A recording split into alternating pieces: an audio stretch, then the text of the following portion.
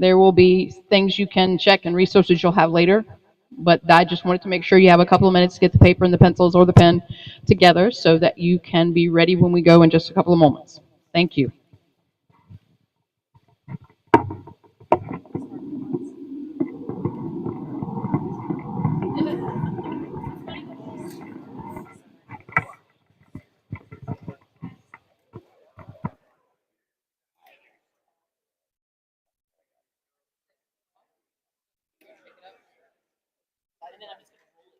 That was the strangest noise.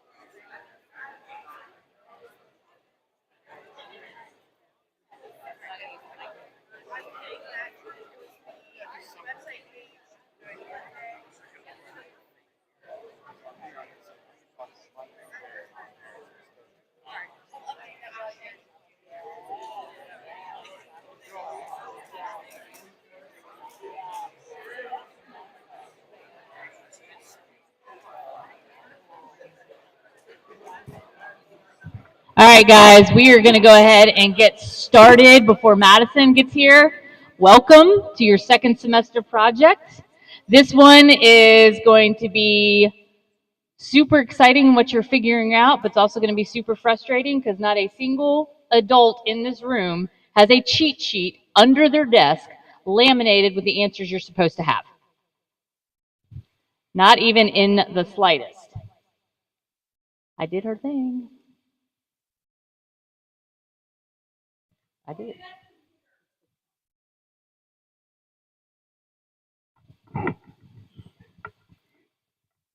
I didn't listen to the directions, which is something you should do. All right, so you guys are going to be doing what is called real science. You are going to be exploring something that Virginia Tech is exploring to hopefully better our world. Like I said, there is no answer out there. So the information you are collecting and you are going to be sharing with Virginia Tech will hopefully give advancements in plant science, which is a really cool experience. Also, an excellent thing to put on your college application that you have had collegiate level research as a sophomore in high school. That's phenomenal. Now, the part where you're going to struggle with there not being an answer is you might very well get an answer from your teacher, but I don't know. I don't know what it's doing. I don't know why it's doing that. We don't have the answer. So this is real science. And not a lot of kids get to do this. So you should be really excited to be part of this. All right. When in doubt, where do you go to find the information? If you don't know when something's due or what something's supposed to look like. Specifically, the Arabidopsis website. Where should you go to figure out how we're going to grade you? The rubrics, which are posted where? On the Arabidopsis website. Assignments that you might need, guess where they are? They're on the website. So I might be snarky. These other people up here might be lovely. But if you come to me and you say, I don't know, I'm going to go look at the website. Look at the rubric. Everything is there. We've created that site to help you. It is also important. This project, like your first semester project, has individual accountability, your paper, your grade, and it has group accountability, meaning you need to communicate with each other via your Bervig's email to answer questions, to share data. If you're not communicating, it's going to be real apparent in March when you're standing up here in front of us that you guys have not been talking to each other about results or any questions you have. So like I said, there's that one piece that's you. That is your lab report. That is like a normal science lab report. The abstract, background introduction, the hypothesis, which we're going to walk away hopefully with today, kind of what the parts are of the lab report. There will be pieces, which we'll talk about later, that you can share, but this is the 25% of the grade that you determine your life for what you get. And then on March 28th, we will all go to PVCC, and you will have different roles, but the end goal is to convey your results. What did you find out? And it might be that absolutely nothing happened. Those are results. That tells us information. You might have no difference between any of your plants through this entire thing. That's science. That's what's happening. Don't get frustrated. Just realize that this is real. This is what's happening. So your fellow teachers and I are going to go through the project. Then we are going to break out a little bit and talk about those CER activities we did before here. And we're going to have the experts kind of come around and tell us, yay, you're going in the right direction, or try again. Figure that out, and then at some point we'll feed you 2 pieces of pizza, a soda, 2 cookies, and a bag of chips. So I don't know which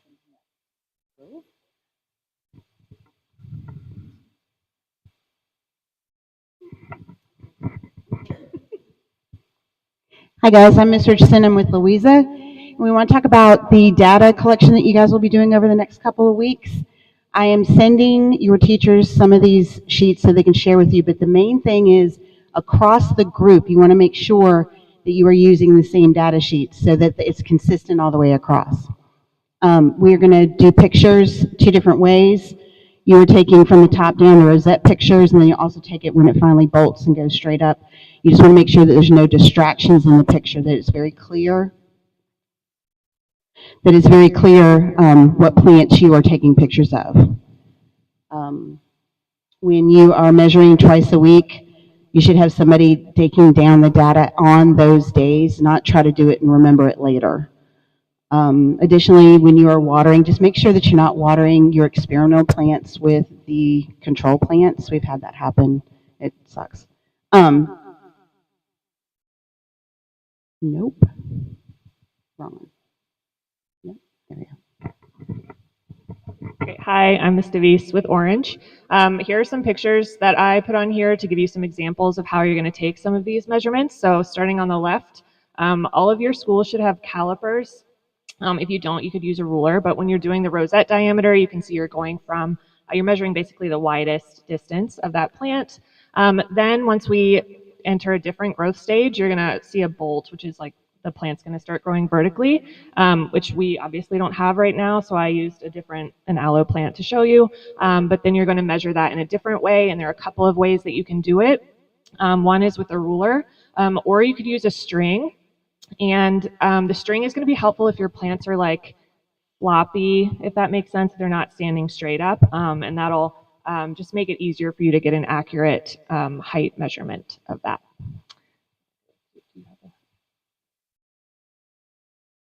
And then on this page, like Ms. Richardson was talking about, this is how we expect you to take your photos of your plants. So on the left side, you may have access to this grid, and you can take a top-down photo of your rosette diameter, but then once your plants start growing vertically, you are going to want to take it from a different angle. And the big idea there is that you're reducing the distractions in the background so that we're really focusing on the plant height. And again, I'm sorry, but the plants we have are very tiny right now, so you can't really see their height in that third picture. Another important thing is that you are including the date in the photograph and that the type of plant in the picture is clearly marked. That can be as tape on the side of your pot, like in the middle picture, or it can be on either of those available grids. And then one other thing, okay. One other thing is that eventually you are going to pick the best examples of these photographs, maybe one or so per week, that you're going to embed in a slideshow on your websites.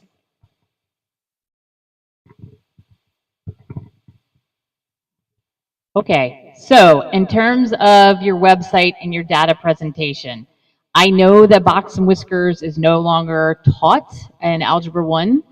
Hopefully you've had a little bit of experience with it now. This is the typical way that science is presenting their data now. It's very visual, it's very appealing, it's very easy to look at and see, oh, look where the bulk of all the information is. Oh, well, there are some weird outliers.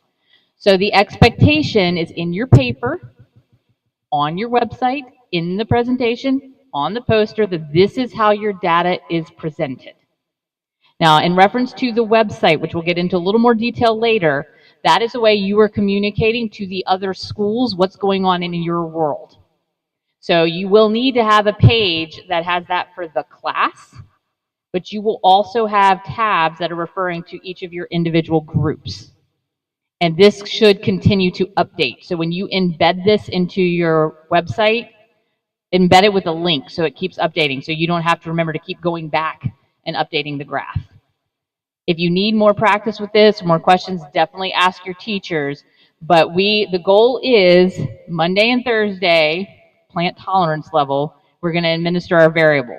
Tuesday and Friday, we're going to measure. That means over the weekend, those websites need to be updated with that data, because on Monday, other schools are looking to see what's going on in your world, to see if there's similar trends or something like maybe I have nitrate and some other school has a little bit of nitrate in theirs.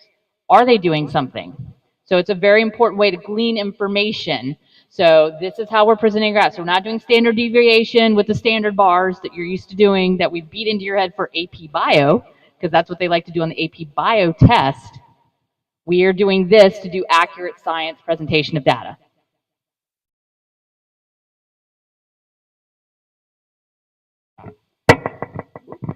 Sorry. I'm Mr. Hauschner with Nelson. Talk to you guys just for a second about the lab reports that you're going to have to do. This is part of the project. This is a real lab report, and especially if you go to a college or university and major into science, you're going to have to do lots of these. So I have some fond and terrifying memories of doing a lot of these at JMU. So you are working in groups, and your groups are going to be working together to collect a lot of data. And there's a lot of different parts of a lab report, which is cool because it kind of breaks it up and it's a big document. So there's certain parts that you can use as a group in your lab report, and there's certain parts that you have to do on your own. I'm going to talk about the group parts really quickly. So we're going to come up with a hypothesis. Hopefully we'll get that knocked out today or in the next couple days. You can use that altogether. Your class is going to have a hypothesis, a null hypothesis, and an alternate hypothesis. Your materials and methods section is pretty straightforward.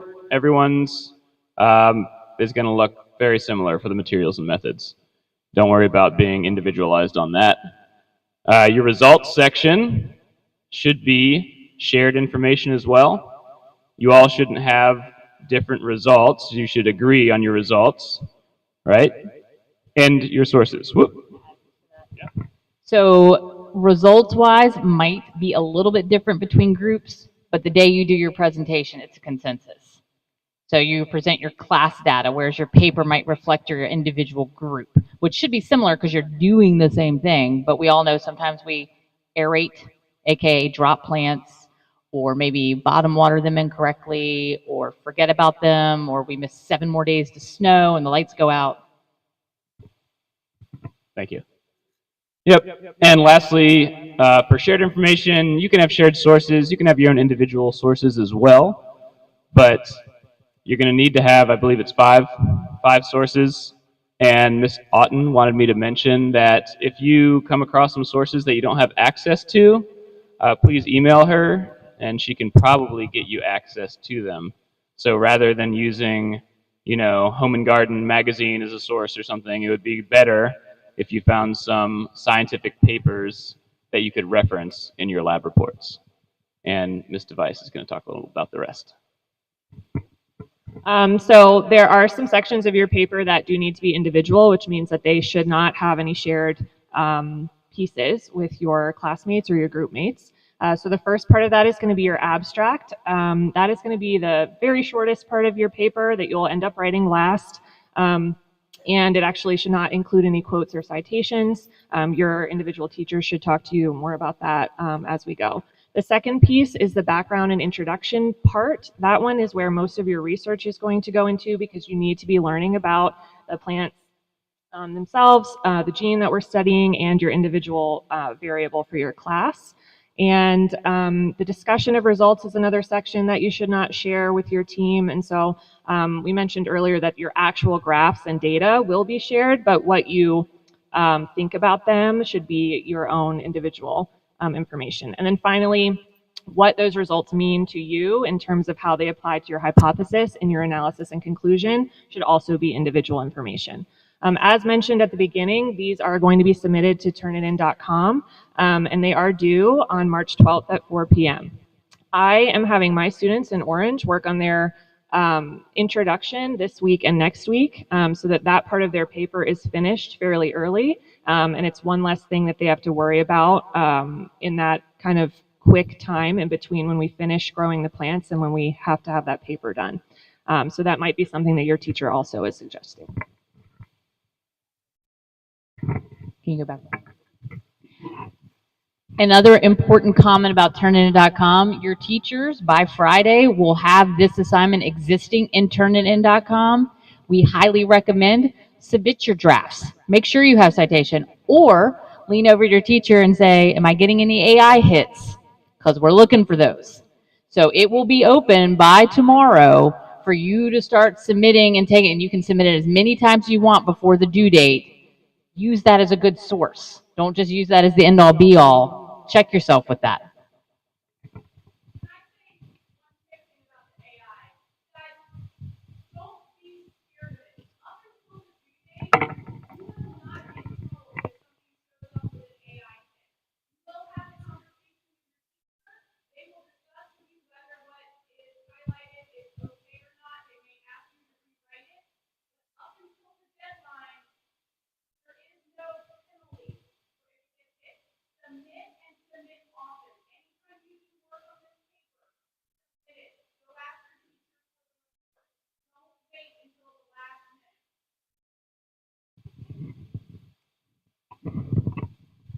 I'm not trying to separate myself. I'm Mr. Connor from Flavanna. Welcome. Thank you all for coming.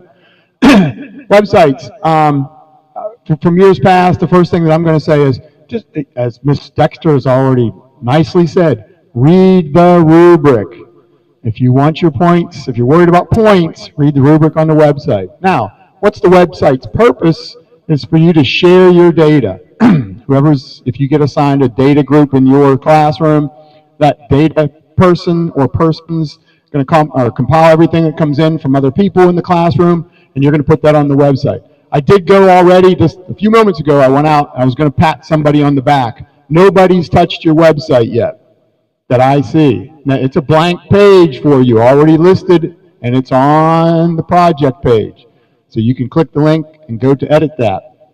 And I would again encourage you, as Ms. Device, I would get started early if you're in charge of website. You can find pictures, site, etc. But your page is out there, it's a blank slate, put what you want on it. Also, you're going to update that, as Ms. Dexter kind of said. She kind of stole all my thunder, that's okay. But on Mondays, so if you're a website person, plan on someday, Friday afternoon, evening, Saturday or Sunday, you're probably going to have some work to do to get that website updated so other classes can see what you're doing, where you're at. And make it readable. Professionalism, it's got to be easy to navigate. If we as teachers click onto your website and are like, I can't find the data, I can't see a picture, I can't see your observations, look at it as that as yourself. If you're a website person and you're designing it, make it easy to navigate. Be able to find what you're trying to project out there for your data. Right? Follow the rubrics. And my last one that I threw in there is every year, make sure your links are functional. We'll say that to you a whole bunch of times and somebody's not going to give permission. Make it available so that it's posted and the links are functional when we hit those so that we're not taking the points away from you, if that's your concern. More importantly, that you're seeing things.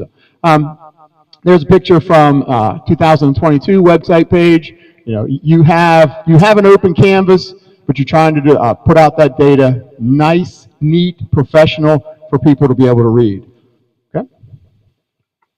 On that note, with links, you are sharing with the Burvigs community, not anyone in the world, because this information is being housed here and is property of Burvigs and Virginia Tech.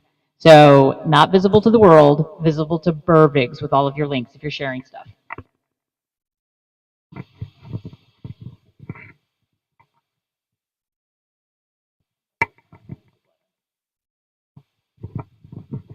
Hello, I'm Dr. Clemens Miller. I'm here going to tell you real quick about both your poster and your presentation. They're kind of related activities here.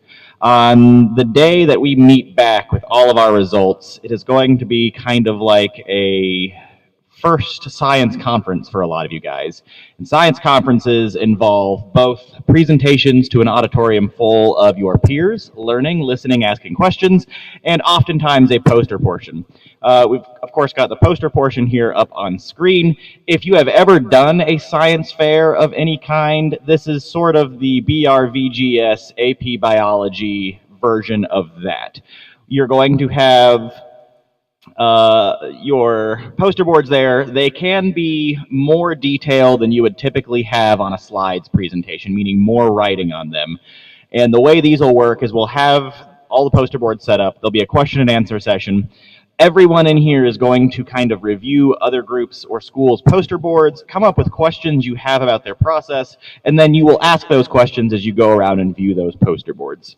Additionally, everyone that is assigned to man the poster board, so in your class, some small subset of you is going to be assigned to be the poster group. Everyone's in charge of making sure these posters are excellent, but the poster groups are going to actually be standing there answering questions and helping anyone to interpret those results. Quick side note on that. If you have, let's say, 4 people answering questions, and you all get asked a handful of questions, how many people in your group should have answered a question by the time poster session is done? 4. So if you have 4 people in your group, 4 people will answer questions. Harder question, if you have 5 people in your group, how many will have answered questions by the time you are done? 5 people. So everyone, quote, gets a turn. Make sure you share and share alike with your group mates so that you all have the experience of answering and fielding scientific questions. When they walk up with their question sheet, they write down who answered the question. So don't think you can be like sneaky. We got you. What she said. For both the poster and the presentation, professional dress, if you would like some help and review on what constitutes professional dress, by all means, reach out to your nearest teacher, ask for some assistance on that. Slide, please. The presentation, both the poster and the presentation are basically going to be a summary of your lab reports. Now, which lab report? Well, while you are all going to write individual lab reports, this is science. And if we're doing this correctly, while they're going to be written differently, we should all broadly be coming to the same conclusions, the same observations, and the same results, because this is supposed to be as objective as possible. So if it feels like your poster, your presentation, and your paper have a whole lot of information in common, congratulations, you're probably doing that right. Presentation in particular, 10-minute time, 2 minutes for questions, okay? Rehearse that. Make sure that you're comfortable with that timing. We don't have music to play you off like the Oscars, but it's going to feel pretty darn close to that if you go over. And make sure that you leave time for questions at the end. That's an incredibly important part of a scientific conference. A lot of these will be done in cooperation with other classes. The presentation will, not the poster. Your presentation is either going to be with your classes, other group that is in your own school. So I think a few of the counties have more than one AP biology class. Whereas if you're like us at Madison, the few, the proud, then we are going to pair up with another school that will have a related variable to ours. Ours is calcium nitrate and yours is which one? Potassium nitrate. So there we go. The nitrates together at last. Again, professional dress. If you need help with this, please let us know. All right, so I'm going to be a little blunt on professional dress, although you already jumped to the next slide. It's just super eager over there. Can you go back one? All right, so I'm going to be very straightforward. When you present, you are up here. That means everybody is looking up at you. So those skirts look super cute when they're here. Do you catch my drift? We are looking up. So please think about that when you are dressing. And what we mean, if you need help, if you don't have a tie, we'll get you a tie. If you let us know ahead of time. This should not be an issue that you say financially can't do this. We will help you dress, so just let us know ahead of time. But please think about where you are standing and presenting when you choose what to wear. All right, so now for why you're all here, not listening to your teachers, we have our two experts, Professor McDowell and Miss Ayana from Virginia Tech. They have been doing this for a while now. If you want to ask somebody, what is my plant doing? These are the two you want to ask. They've been doing extensive research. If you've kind of been taking notes so far, this is when you want to take notes. This is when you are going to get your background and your introduction information. You're going to find out about the life of the plant. You're going to find out about the fungus. You're going to find out about what research has already been done. So there might be little tidbits that help you figure out what you guys are going to do in your classroom. So without further ado, here's Professor McDowell and Miss Ayana. I know that they are going to be doing a mic pass back and forth also, but they will be doing their presentation and giving you lots of info. Morning, y'all. How's it going? Can you hear me okay in the back? Okay. Well, the first thing that I want to do is thank you guys for the investment that you're going to make in helping move our research along. And I want to emphasize that, yes, this is real science. We don't know how any of these experiments are going to turn out. We have no rubric for the plants, so and you're not going to get graded on that. What you need to focus on is the process of doing these experiments in the way that you're directed by your teachers. I also want to emphasize that, that this group of teachers has a considerable amount of experience in doing these sorts of experiments over the years, and you're really privileged to have them at your disposal. In fact, I would guess that there's not a group of high school teachers in the U.S. that are better Arabidopsis biologists than this group is. So take advantage of the opportunity. Okay, so the research that we do in our lab has to do with how plants and pathogens fight each other at the molecular level. Who wins and why is that? And we're going to talk about a lot about that in the presentation that we'll give. And Ileana and I are going to tag team. And we're also going to pause frequently in the middle of the talk for any questions that you guys have. So that's the format. But before we do any of that, let's us introduce ourselves. My name is John McDowell. Yes, I have a PhD, but I don't stand on ceremony, so please feel free to just call me John. I've been a professor at Virginia Tech since the year 2000. Before that, I grew up in East Tennessee. I went to the University of Tennessee for my undergrad, and then the University of Georgia for my PhD. And then I did a short stint at the University of North Carolina, and then I moved to Virginia Tech in 2000, and that's where I've been ever since. In terms of what I like to do outside of the lab, I have a family that I love. My wife is in the healthcare industry. I don't really understand what she does, but I think she's pretty good at it. I have two adult or semi-adult sons. One is at George Mason, most likely studying special ed in the end. And the other is a sports writer who works in Raleigh and covers North Carolina State sports. In terms of the things that we like to do together, we like outdoor sports. We ski, we hike, we cycle. We like good food, either in restaurants or prepared ourselves. We love to travel and reading and things like that. So, Ileana. Good morning. I'm Ileana. So I'm a third-year student in John McDowell's lab, and I was raised in Iowa, and I actually started in a program very similar to this. So it's nice to be back, kind of. And if you guys have any questions about college or even about grad school, I'm here, let me know. And so my main interest is my cat, of course, as you guys can see. His name is Percy, and he has no teeth. All right, so to start off this presentation, does anybody like bananas? Please raise your hand. Thank you. Okay. Okay. Does anybody like grapes? Okay. How about coffee? You should not be drinking coffee at this age, but we'll let it pass. What about chocolate?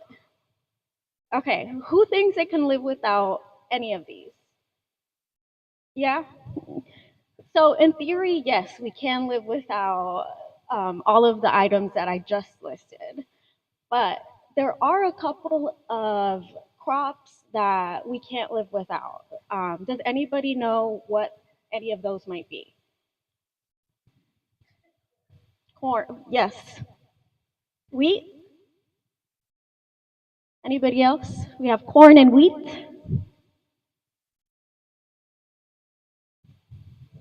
Rice. Grass? But we Good don't. Yes, but we're not eating it. Which one? But okay, fair. I'll give it to you. Go ahead. So another really important one is potato. Um, and that's what I'd like to introduce to you guys.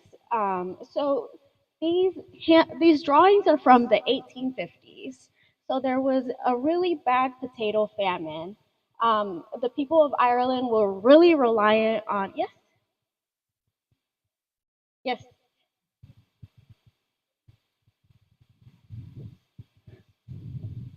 Does anyone have any questions? So what these slides depict is that they're nasty diseases that inhibit the production of all of these, what you can arguably refer to as luxury crops. And in some cases, they're really severe threats. Like, for example, the black stigatoa of banana is bad because cultivated banana, like we buy at Kroger, has undergone a genetic bottleneck. Those plants are all genetically identical, and they've proven to be susceptible to strains of this particular fungus. And so now the challenge is to figure out how to breed new resistance genes into banana.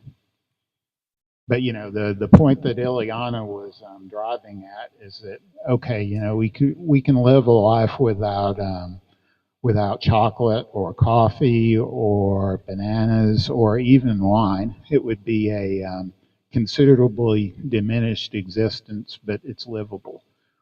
What we're more worried about are effects on these so-called staple crops like corn, wheat, rice, and yes, potato. And potato was by far the biggest crop for subsistence in Ireland in the 1800s.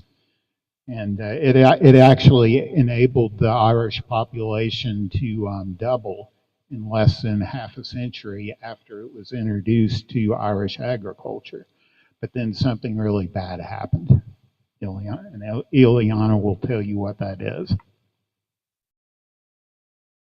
Okay, so the pathogen that infected potato is called Phytophthora infestans, and it's known as the late blight of potato, and it caused millions of deaths, a million deaths, but also millions of people migrated to the United States. Does anybody know if they are descendants of any of these? Yes? Oh, cool. Oh, nice. So yeah, that shows what kind of geopolitical effects diseases like this can have. It was a massive catastrophe. Mhm. All right, so why is this still a big deal? We have pesticides now, right? Well, pesticides are expensive. Pesticides are really bad for us. And so a lot of them have been banned throughout the years, and as well as they're really bad for the environment. So we need new strategies for disease control, and this is where the plant's immune system comes in.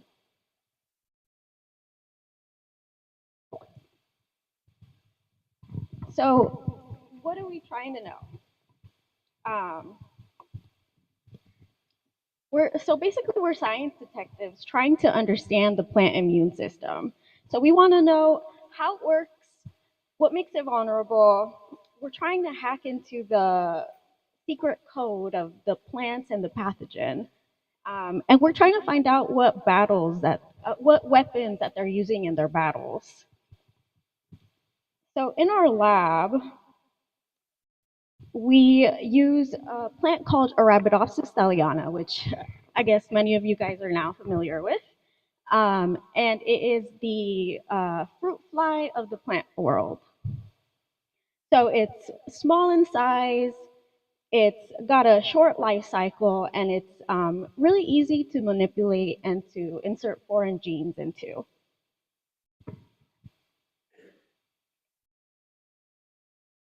So we're studying how Arabidopsis interacts with HPA. And so this is an Arabidopsis plant, but if you can see those little fuzzy structures on the outside, that's actually the disease called Hyalopernospora arabidopsis. also known as HPA. Um, and so once we take a look at so this is the outside of the plant, right? Once we take a look at what's going on the inside, okay, okay. So this is in the background is the leaf of an Arabidopsis plant, and so you can see these squiggly lines in the background, and that's actually the pathogen. And the pathogen is made up of the hyphae, but it's also got a secret weapon, and that secret weapon is the Hostoria. So the Hostoria is um, it gets inserted into the plant cell. So you can see the green part is the plant cell, and then the little blue bubble is the Hostoria. And it works kind of like a straw. So it's sucking nutrients from the plant. Um,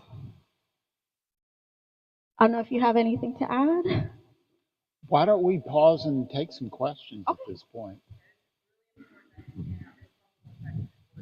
And you guys can ask questions about anything that we've talked about so far, or whatever else is on your mind. Let's see. Yeah, that's good. I was just going to ask if you could go back to the slide at some point describing the Arabidopsis. Yeah, Okay, great. but we can go back if you have a question. Oh, okay. Yeah.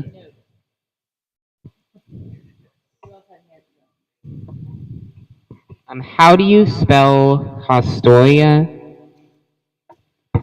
Good question. Haustoriun. Whoa, that was advanced cognition. I'm proud of myself. Right. Do you know where HPA came from, or like why it specifically attacks Arabidopsis? Yeah, that's a really good question. It's all organisms have a so-called center of geographic origin. Where they first came into existence. For HPA, that is currently unknown. But I have a colleague who works in Germany, in Tübingen, who's using genomics applied to populations of HPA all over the world. And what he hopes is he can use that genomic information eventually to figure out where the center of origin of HPA is. Now, why does it specifically attack Arabidopsis? You can approach that question at multiple levels. One of the things that we're really interested in are the genes that enable it to attack Arabidopsis so effectively. But why it evolved to attack Arabidopsis specifically is something that we don't know yet. My guess would be that the center of origin of HPA probably correlates with the center of origin of Arabidopsis, which was in the Himalayas. It's a so-called winter annual, and it germinates at the end of winter, and so that's why you all needed this cold treatment to give the signal to the seeds that they're in an environment that's appropriate for them to have a shot at making many seeds. Great questions. Just a side note, yes, the slideshow will be shared with you, but gems like that are not on the slideshow. So that's why you should be taking notes, because that information will not appear there later. Why are we adding calcium nitrate or potassium nitrate to the Arabidopsis plant? Will it help fight off HPA, or what's the purpose of it? So I'll talk a little bit more about that later on in the presentation, but what you're going to see is that the AP6 gene that you're working with probably has roles that relate to its ability to either tolerate or become more sensitive to minerals in the soil. And you'll understand why that is after I talk a little bit more about the details. And yes, that's right.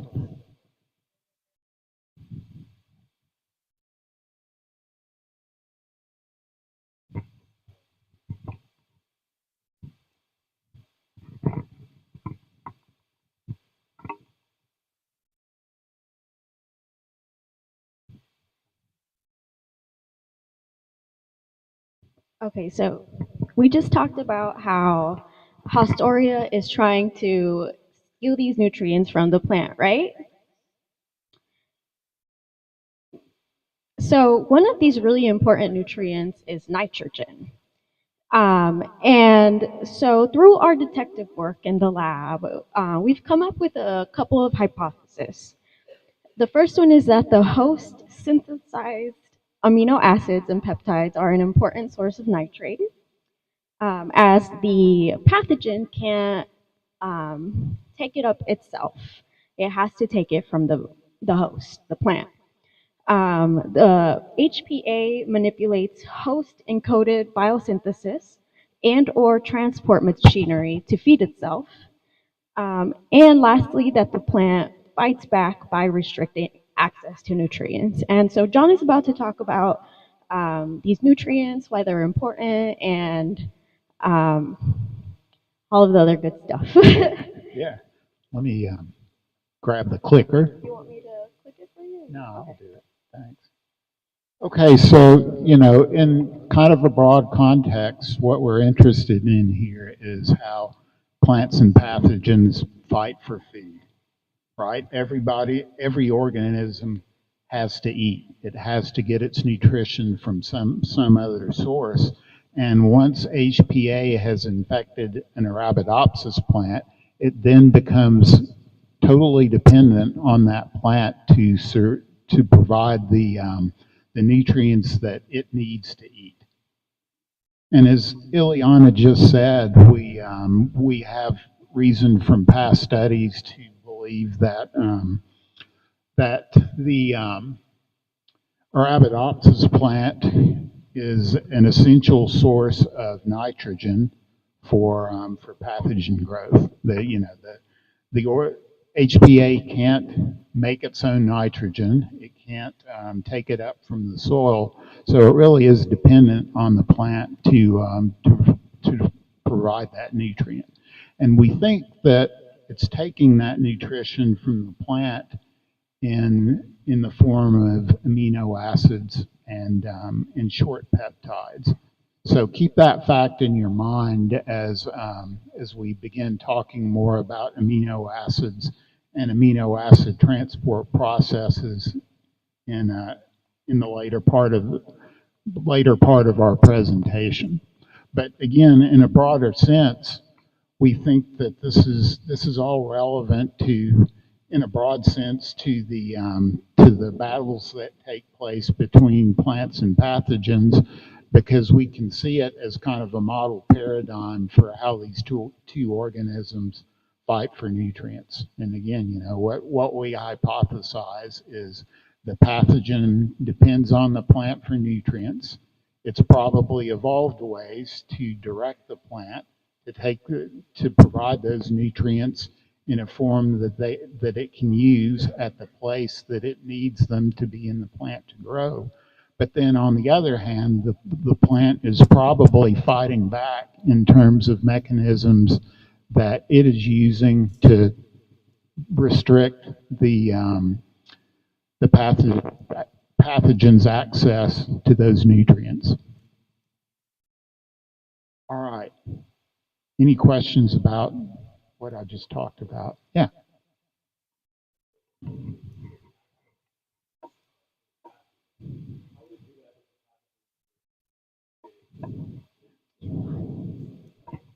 Yeah, that's a really good question, and I'll describe exactly what we think this AP6 gene is doing to restrict that. But I'll just cut to the chase because it's probably good for you to hear it more than once.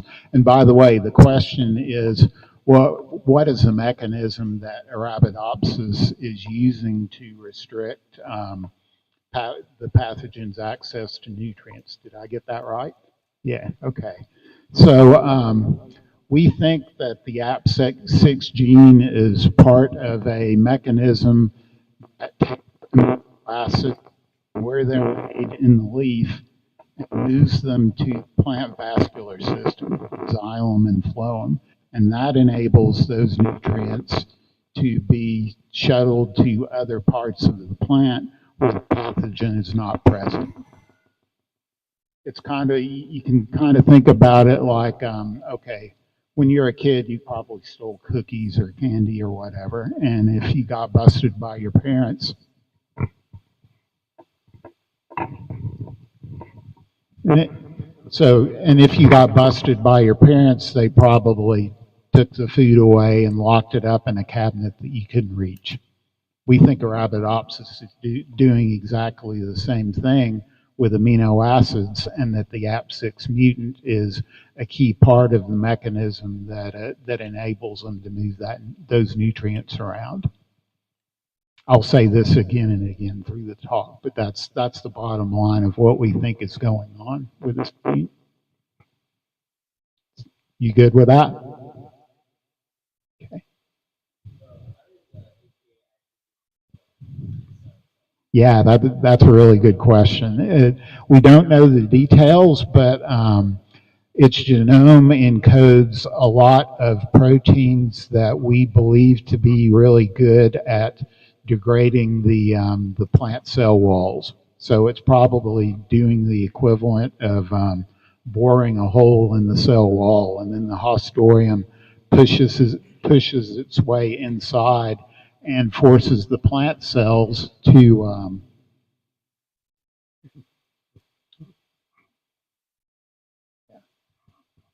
accommodate these haustoria and make an interface where the pathogen can extract what it needs to eat. How about over here? Any questions? Yeah. Here, Lynn. What does the 6 and AAP6 stand for? I think it's arbitrary. It came from somebody looking at the number of AAP genes in the Arabidopsis genome and giving that one the number of 6. Holds no significance other than that. It's not the 6th most important. It's the number 1 most important in my view. Any others? Yeah.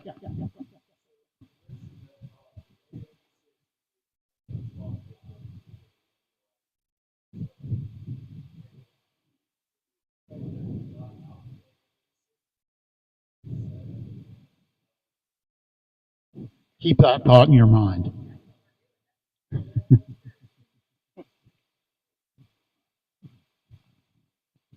All right, well, let's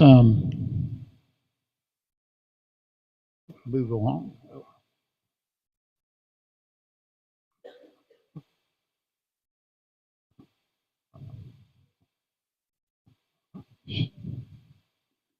Almost said a bad word while being live streamed. There we go.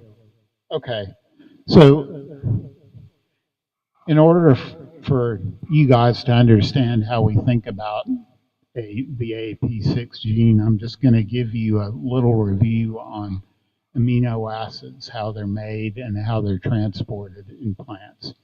You guys know what amino acids are, right? They're the building blocks of proteins. The primary constituents are nitrogen and carbon that are combined to make all of the amino acids that organisms require for their growth. And the amino acids that are made in plants also serve as the starting point for many other types of metabolites that are important for plant growth. Now, how are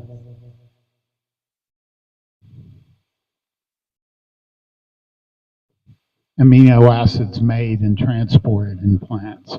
The first thing that I want to cover with you guys is the concept of transport proteins. Transport proteins, by definition, are proteins that are required to transport some substance from the outside of cells to the inside of cells, or vice versa. And they can also operate within cells in various organelles that cells might contain. I think it's easiest to think of these sorts of proteins as pumps. They deliver, some substance from one place to another. And so the preferred substance that APP6 pumps is any amino acid. And they can either work to shuttle from the outside to the inside or vice versa. Everyone good with that? I've kind of depicted schematically what a protein sort of looks like. So here's a cell membrane, and we have a pump that's going to the inside and then a pump that's going to the outside. All right, so almost every eukaryotic organism has these sorts of pumps for amino acids. And in addition to that, they also contain genes for specialized forms of these pumps that can operate in different locations in the organism and also in response to different conditions that are imposed by the environment, for example, pathogen infection.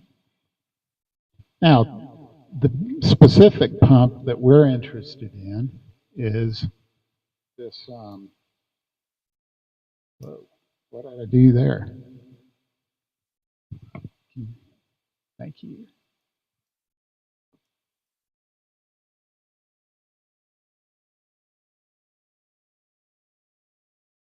Terrific. Okay, so the pump that we're interested in is called APP6. And we know from previous studies that have been done in other people's labs that this gene is associated with the vascular system in the plant. And by that, I mean the xylem and phloem. You guys all know what xylem and phloem are, right? Okay, cool. So the way that amino acids are made in the plant is that the nitrogen that's necessary for the amino acids is taken up in the soil. And that is through the action of, again, transporters, but they're different from APP6. They work specifically in the roots, and they suck up nitrate and ammonium as nitrogen sources. Now, the next thing that happens is that the nitrate and ammonium get shuttled to the vascular system, and they're taken up by the phloem into the leaves. Now, what do leaves do for plants that's most important? You can tell me that. Collect sunlight and turn it into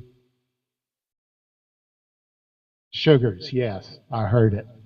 Right? And so that then serves, sugars are mostly made of carbon, and that then serves as the carbon source that gets combined with the nitrogen that was taken from the soil to make amino acids. So you can think of leaves as kind of the amino acid factory for plants. Now, all parts of the plant require amino acids. So how then do those amino acids get from the leaves to things like roots and shoots, which are incapable of making amino acids but need them really badly? Well, that also happens through the vascular system in the phloem, and there are different transporters that are required for that process. And we think that APP6 is one of those transporters. Any questions about this? This is pretty dense physiology, so if you have questions, that's totally okay. Good with it? All right.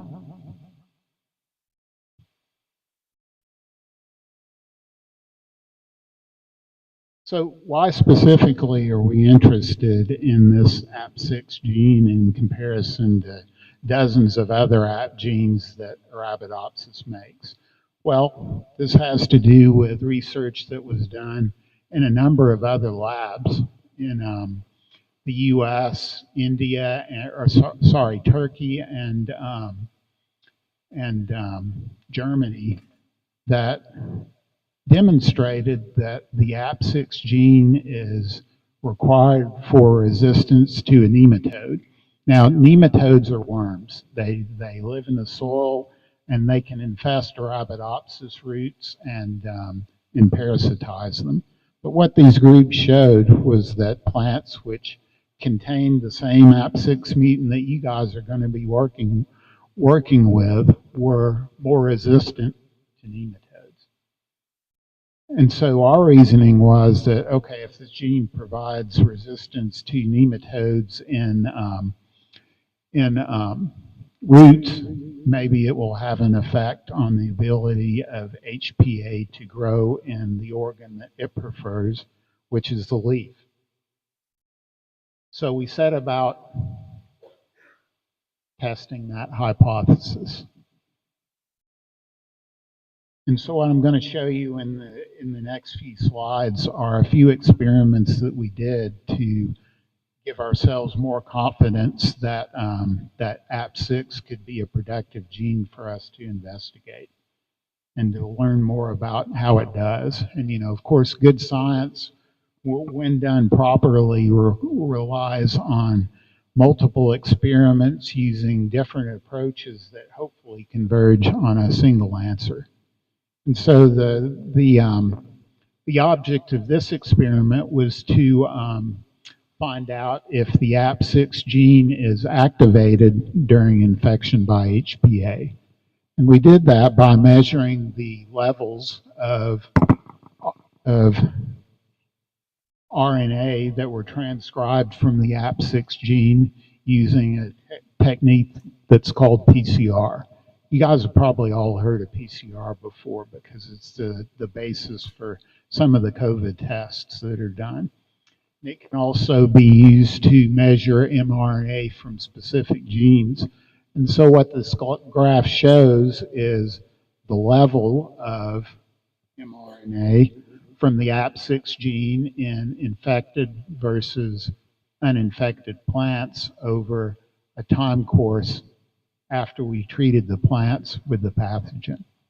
And what you can see by comparing these two lines is that the mRNA level from infected plants for the APP6 gene is higher. So yes, the APP6 gene is activated during pathogen infection.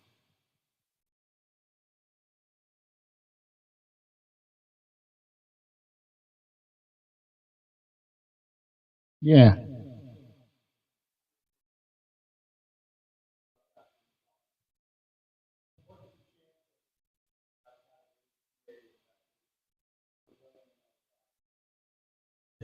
Zero.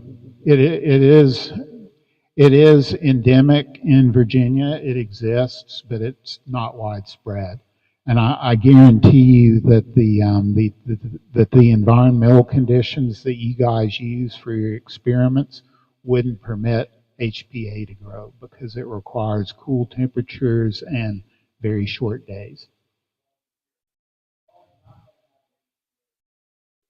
Yep.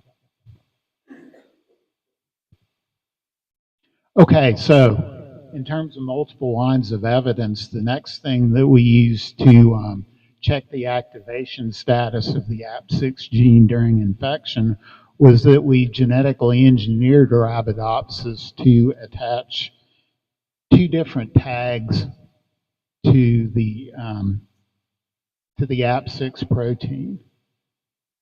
One of these is visible as green fluorescence under a properly equipped microscope. And what you can see by comparing the non-infected leaf with the infected leaf is that that tagged version of APP6 is upregulated, it's induced, and it's induced specifically in the plant's vascular system, right where we'd expect it to be. So that's good. And this is simply the same experiment done with a different tag that reveals essentially the same pattern. So we're now confident that AP6 is activated during an infection, which is a strong indicator that it's doing something important.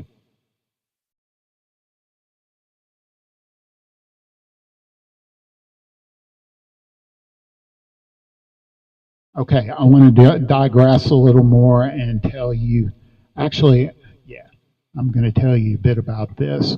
So phloem loading refers to the process through which amino acids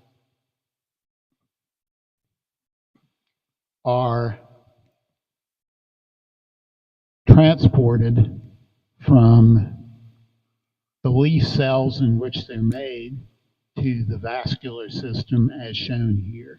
And that's basically a process that involves a lot of different transport proteins taking those amino acids from leaf cells into the vascular system. And as I told you guys earlier, we think that the role of AP6 is to participate in the final step in which the amino acids load into the phloem for transport elsewhere in the plant. And so with that in mind, it seemed logical to us to measure phloem loading in response to pathogen infection. And what I'm showing you here is two graphs, one from infected plants and one from mock-treated control plants. And what we've graphed here on the y-axis of both of these graphs is the output in amino acids from phloem loading. And I won't go into the details of how we did the assay, but the first thing that I want you guys to focus on is the difference between that bar and that bar, which essentially depicts the amount of phloem loading, or the degree of phloem loading between infected and uninfected plants. And what you can hopefully see here is that phloem loading is more active in infected plants than uninfected plants. So that's what gave us our first clue that the function of the gene might be to shuttle amino acids away from the parts of the leaf that the pathogen is infected. Now, the next experiment we did was to ask whether, okay, for this phloem loading that's apparently activated during pathogen infection, does the AP6 gene play a role in that? And what you can see by comparing phloem loading in a wild type plant versus an AP6 mutant is that, yes, when the AP6 gene is disabled in the mutant, phloem loading is decreased. So that tells us that phloem loading is part of the program that a plant deploys to fight off pathogens, and that the AP6 gene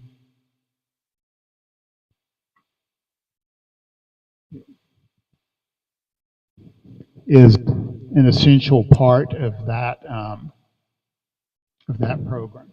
Now, this last graph gets back to the question that one of you guys had about whether the AP6 gene is more susceptible to disease than a normal wild type plant. And this graph counts we counted the number of spores in wild type versus mutant plants, and we see that indeed the AP6 mutant is more disease susceptible.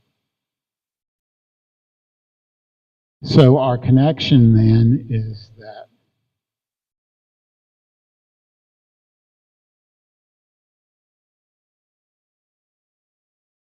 We think that AP6 functions as a nutritional starvation gene during pathogen infection. So it's activated during pathogen infection, and its function is to move amino acids away from the parts of the plant that are under invasion to different parts of the plant, so that so that the nutrients are inaccessible to the pathogen as it's trying to establish itself in the plant. Okay, questions?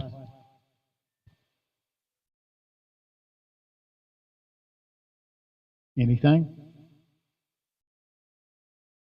All right.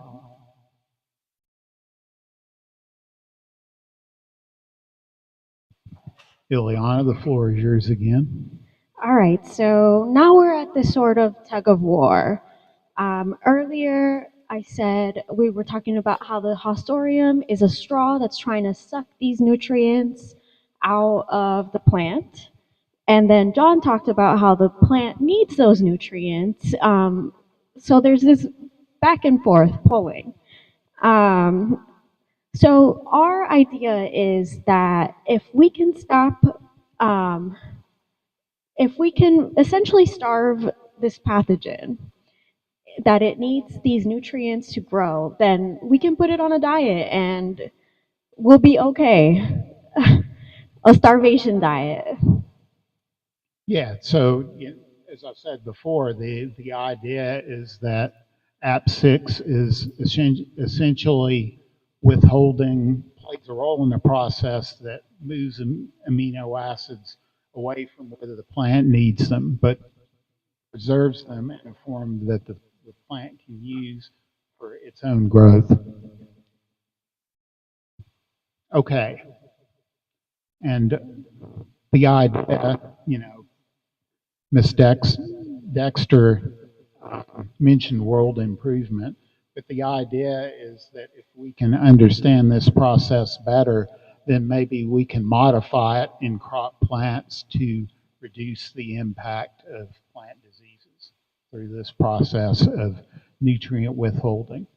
And that's a great concept, but there's a lot that we don't understand about the effects of the AP6 mutant. Ileana? So some of those things that we don't understand are how does the mutation have other effects on the plant? How does the mutation affect its growth and how it makes its seeds and how many? How does the mutation affect the plant's response to other environmental factors such as water or sunlight stress? And so these are the questions that you guys are going to help us answer.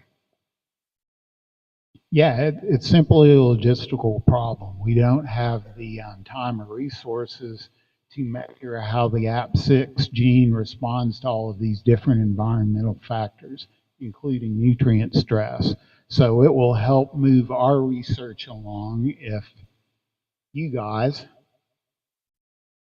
can provide us with some clues for some of these questions. And again, to return to what I said at the very beginning and what Ms. Dexter said, these are experiments for which we don't really know the answers yet. So you're going to be moving science along, and you're going to help us contextualize the function of the AP6 gene in a broader context beyond disease resistance, and ultimately that will play a role in our decision about whether the AP6 gene might be worthy of further study to create disease-resistant crops.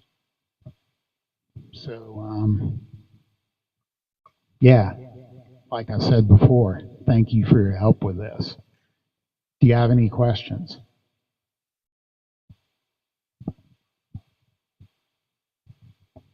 All right. Thanks for your attention.